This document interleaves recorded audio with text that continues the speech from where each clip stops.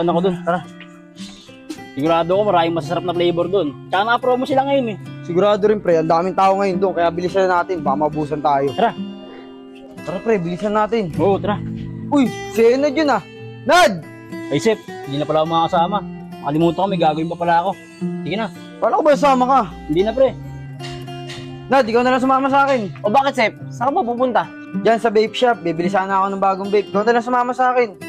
Malis kasi kaysan, dapat siya kasama ko eh. Kaso may gagawin daw eh, kaya umuwi eh. Ay, pre, galing nga ako dun eh. Nakabili nga ako, oh. Napakaraming ang tao eh. Tara, samahan kita, baka maubusan ka pa dun. Tara, tara.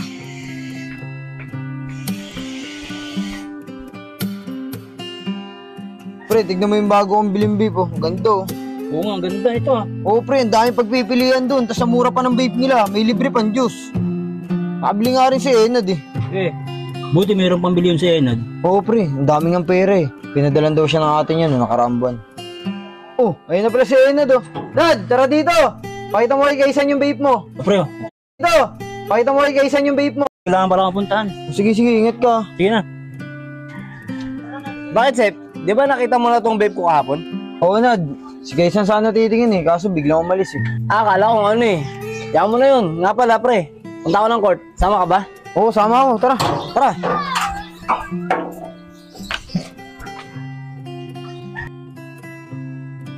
Pre, ang galing talaga maglaro ng taga-kabilang barangay, no? Yung mga number 24, yung Costales. Oo nga pre. Kaso, sayang, dalawa lang tayo sa nood. Wala si Kaysan eh. Nga pala Nad, napapansin ko kayo ni Kaysan ah. May problema ba kayo? Pero pre, lupit mag-layup ng Costales, no? Idol ko yun.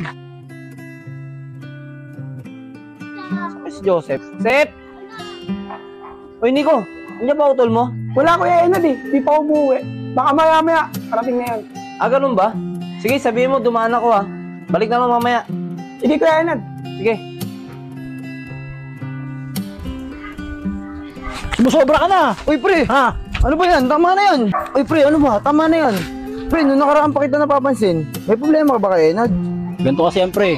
Siya na nga itong may atraso sa akin eh. Siya pa itong may ganang magalit. Kaysan? Kaysan? Sino yan? Uy, Nad, ikaw pala yan. Ano atin? Pre, baka pwede umirang ng pera. Mapuputulan na kasi kami ng tubig eh. Magkano ba kailangan mo, pre? 2,000 sana pre. Baka meron ka dyan. 2,000? Meron ako dito, pre. 2,000. Kaya lang, panghulog ko ng motor to eh. Kailan mo kaya may babalik kung sakali? Lumang araw ngayon pre. Biyernes ngayon, di ba? Siguro mga Miyerkules pre, mababayaran na kita. Sigurado ka ba, pre? Babalik mo ng Miyerkules? Kasi, pre, Biyernes, kailangan ko maghulog ng motor. Baka batakan yung motor ko. O pre, sigurado, Miyerkules, mababayaran kita. O sige, pre, ha? Ito, pre, oh. Sigurado to, pre. Babalik mo ng Oo pre, Miyerkules, ha? mabayaran ko yan. Oh, 2,000. Salamat pre ha. Hulog ka talaga ng langit pre. Sige, pre, walang problema. Salamat ha. Pre, salamat. Dito na ako.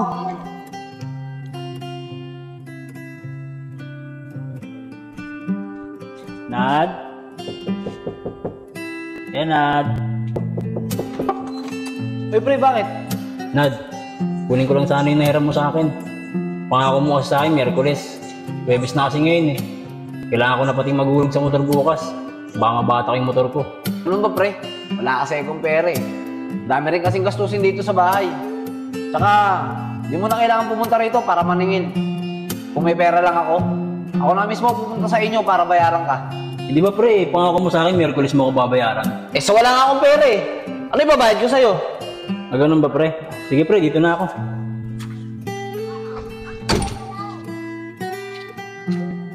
Sko, pabili nga ako 5 kilong bigas. Nabatak na yung motor ko, Nad.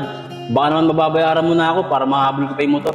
Eh wala nga akong pera eh. Di ba sabi ko sa'yo, ako mismo pumunta sa inyo para bayaran ka? Makulit ka rin ano? Ayun na, may pera ka naman, no? Bayaran mo na ako, kailangan ko lang talaga. Ito, alam nga namang ibigay ko pa sa'yo ito. Eh panggastos namin to. Hindi ka rin makaintindi. Sko, di na nga ako bibili. Bad trip.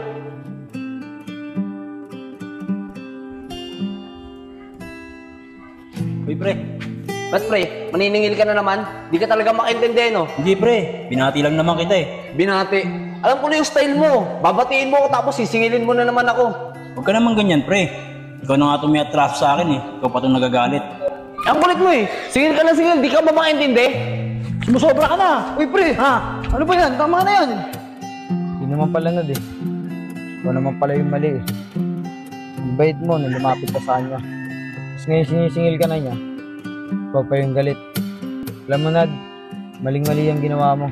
Sana, kung ano yung araw na pinangako mong babayaran mo siya, dapat tinupad mo. Kasi umaasa yung taong inutangan mo. May pangangailangan din siya Nad, hindi lang ikaw. Pasensya ka na pre. Kung ako pa yung nagalit nung sinisingil mo ako. Pangako, bukas na bukas, magbabayad na ako. Sana mapatawad mo ako. Wala na sa akin yun, Nad. Napatawad naman na kita eh. Salamat pre.